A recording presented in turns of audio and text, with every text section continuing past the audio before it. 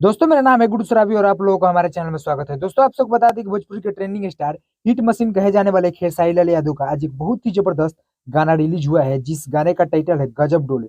जी हाँ मेरे दोस्तों, टी सीरीज से एक काफी ही बड़ा और जबरदस्त गाना खेसारी लाल यादव इस बार लेकर आए हैं। और आप सबको बता दें कि इस गाने में खेसारी लाल यादव और प्रियंका सिंह मिलकर गाए हैं इस गाने को। और दोस्तों इस गाने को लिखे हैं अभिषेक भोजपुरिया, जो कि कमाल के कवि हैं। और खेसारी लाल यादव बहुत दिनों बाद फिर से अपने पुराने अंदाज में एंट्री किए हैं और काफी जबरदस्त और तगड़ा लेवल का गाना इस बार रिलीज किए हैं। और दोस्तों आप सबको बता दें कि इस गाने का वीडियो क्वालिटी काफी जबरदस्त और तगड़ा है। और ये गाना बिना ही एड के 12 घंटे में 2 मिलियन से ज्यादा व्यू क्रॉस कर गया है। तो आप समझ सकते हैं कि आखिर गाना में कुछ खास जरूर है, इसीलिए एक दिन में गाना 2 मिलियन व्यू क्रॉस कर गया है। और बाकी जो भी भाई अभी इस गाने को नहीं सुने हैं तो टी सीरीज भोजपुरी चैनल पर जाकर इस गाने को सुन सकते हैं और देख सकते हैं।